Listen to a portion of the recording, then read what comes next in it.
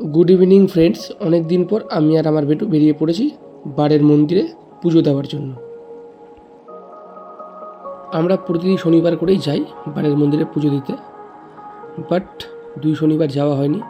এক শনিবার তো সবাই জানো যে আমাদের ছেলের পক্স হয়েছিল, তাই জন্য আর শনিবার নিজের কাজের জন্য আমরা যেতে পারিনি। আমরা এখন হাঁটতে হাঁটতে বাড়ের মন্দিরের দিকে যাচ্ছি। তো টোটো ধরতে হবে, কারণ বাড়ের মন্দিরটা বিহারি ভাইয়া হোটেলের ওখানে। তো ভাবলাম যে একটু এগিয়ে যাই, সামনে গিয়ে টোটোটা ধরবো। তারপর আমরা একটু এদিক ওদিক ঘুরতে লাগলাম। তো ভাবলাম যে এই সুযোগে একটু ভিডিও করে নিই রাস্তার মধ্যে। এই যে আমার বেটু আর আমি একটু সেলফি তুলতে কি করছি, ও ক্যামেরার দিকে তাকিয়ে রয়েছে। ফাইনালি আমরা টোটো ধরে নিয়েছি। বাড়ির মন্দির যেতে যেহেতু 10 টাকা ভাড়া, তো আমি আর ছেলে উঠে পড়লাম। তো বললাম চলেন যে আমাদের বিহারি ভাইয়া হোটেলের ওখানে নামিয়ে দেবে। টোটো কাকুটা বললো যে আমি বাদের এখান দিয়ে যাবো, কারণ গেলে আমার সুবিধা হবে এবং 2টো প্যাসেঞ্জার পেলেও আমি নিয়ে নিতে পারবো। কিন্তু দুঃখের বিষয়ে প্যাসেঞ্জার পাইনি। তো আমরা কোথা দিয়ে যাচ্ছি দেখতেই পাচ্ছ, এটা বার্লো স্কুলের মোড়টা। আর একটু এগালেই আমাদের বিহারি ভাইয়া হোটেলটা চলে আসবে। রাস্তার দুধারে ভুট্টা খাওয়া দাওয়া হচ্ছে। আমি বললাম যে একটু ভিডিও করে নিই, সবাই ভুট্টা খাচ্ছে বসে বসে। অনেকক্ষণ ওয়েট করলাম, বুঝতেই পারছি জাস্ট আর একটু গেলেই আমাদের বাড়ির মন্দির, পার্কটা পার করলে আমাদের বাড়ির মন্দিরটা চলে আসবে। আমরা মন্দিরের পাশে নেমে গেছি। প্রথমে যাওয়ার আগে একটা কালী মন্দির পড়ে, তো আমরা একটু কালী মন্দিরের ভিডিওটা করে নিলাম। দেখতেই পাচ্ছ কালী ঠাকুরকে এখনই পূজা দেওয়া হয়েছে। পুরোহিত মশাই বাইরে দাঁড়িয়ে আছে। বাড়ির মন্দিরের বাইরেটা দেখতেই পাচ্ছ কত ভিড়, কারণ এটা খুব প্রপার জায়গা। বিহারি ভাইয়া হোটেল, তার উল্টো পাশেই আমাদের এই মন্দির।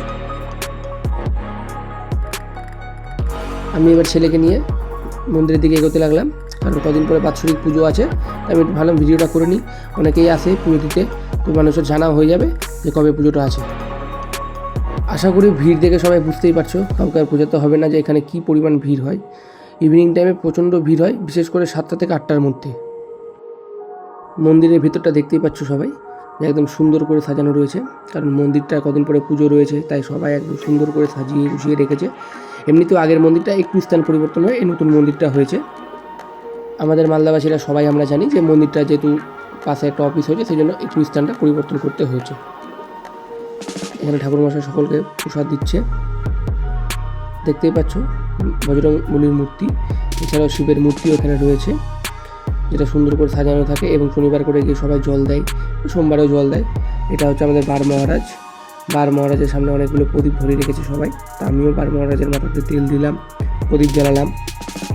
আগামী 24শে জুলাই বৃহস্পতিবার বার মহারাজের জন্মোৎসব রয়েছে।